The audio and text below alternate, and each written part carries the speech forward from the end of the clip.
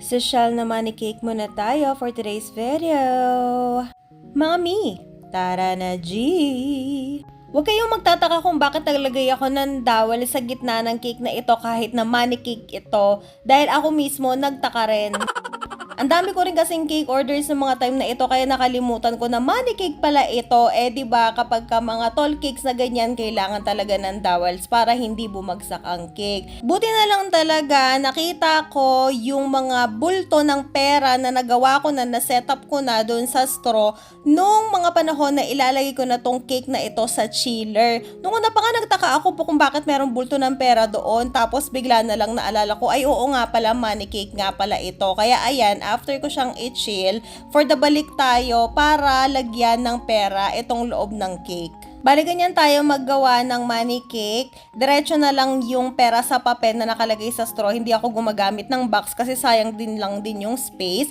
And then, ayun, tinanggal natin yung straw na nasa gitna tapos nilipat natin sa may mga gilid. Naglagay din tayo ng straw sa kabila kasi nga mga tall cake to. Nakakatakot kasi na ibiyahe to na walang dowel. Kasi nga ibabiyahe talaga tong cake na to. Kaya dapat sigurado na hindi siya babagsak. Naku, ibang klaseng disappointment ang mararanasan ng mga customer kapag bumagsak yung ganitong kagandang cake. Tapos kung napansin ninyo, aside dun sa mga straw, naglagay pa tayo ng barbecue stick sa loob ng straw. Tapos pinukpok natin siya. Tagus yun hanggang sa pinaka-ilalim-laliman ng cake drum natin. And then yung barbecue stick din dun sa gilid na nakapaloob din sa straw natin para kapag hinila natin yung bills dun sa cake, hindi sasama lahat. Kumbaga, merong support na pagrorolyuhan yung straw natin habang hinihila ni celebrant yung pera. Ayan. And ang motif pala ng cake na ito is off-white lang or ivory.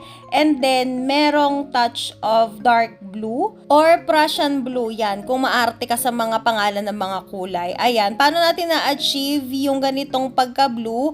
Bale, color blue lang din yan. Tapos, hinaluan natin ng color black para ganyan siya, dark na merong shade or tone ng blue. So, kung napansin ninyo, inombre effect natin siya para mas maganda siyang tingnan. And then, nag-palette knife technique tayo dun sa bandang baba dahil ganyan yung design or inspiration na sinend sa atin ni customer. Ayan. Nako mga kung maitatanong ninyo, walang kapait-pait ang lasa nitong icing na ito kahit na super duper mega dark ang ating kulay. Hindi ko alam, siguro dahil magic lang yan ng ating ACC whipping cream. Oo mga ACC whipping cream lang ang malakas. At nakikita nyo naman, di ba, for the makinis yan, parang fondant talaga siya. Napaka-smooth, napakasarap, at napaka-ma-volume talaga nitong whipping cream na ito. Kaya hindi ko talaga siya ipagpapalit. Amazing! At merong gold drip ang design ng cake na ito. Meron tayong separate na video tutorial kung paano ma-achieve yung ganitong klaseng perfect na gold drip. Yung hindi ka na mahihirapan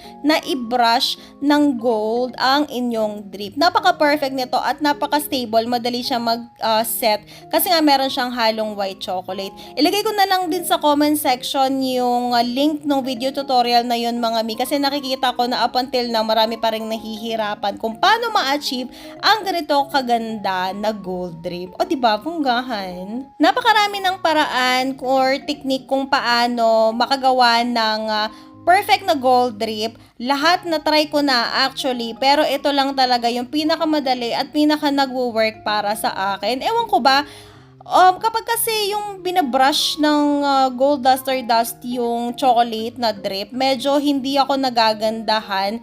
Tapos may tendency pa siyang humulas. Ewan ko, mas prefer ko yung nakahalo na siya. And then ayan, for the spray tayo ng gold duster dust, pang dagdag kinang effect sa ating drip. O diba, napakaganda niyang tingnan, ganyan pala. Tapos ito naman yung topper natin, ayan, pinagmamalaki ko yan dahil palagi tayong nagmamano-mano kapag gumagawa ng ating mga name toppers. Meron din tayong separate video tutorial dyan. Ilagay ko na lang din yung link sa comment section sa mga gustong mag-try gumawa ng mga ganitong topper pero wala pang Cricut machine. For now kasi hindi ko pa naiisipan na super duper kailangan ko ng Cricut machine. Although kasama siya sa mga goal ko, pero up to now, hindi ko pa siya kailangan talaga. Kaya nagmamano-mano pa rin ako. Ayan. And then yung mga gold ball toppers, and then yung mga local na chocolate natin na parang Ferrero. And naglagay din tayo ng fondant na macarons. Naku mga mi, meron din tayong video tutorial niyan para dun sa mga fondant macarons. Ipopost natin yan soon, kaya abangan nyo yan. Ayan, bakit color white yung fondant macarons natin? Kasi po yan po yung request ni customer. Although siguro mas maganda kung medyo ka-tone siya nung cake. Pero nakapag-create din siya ng balance and additional color na rin sa cake natin. Kaya maganda siyang tingnan. Tapos yung mga nilalagay natin ngayon is mga gold leaves or gold flakes and then gold na dragis na din na maliliit na pinagdudot-dot natin dyan sa cake para magdagdag syala sa ating cake. At ito na ang final result. Wow!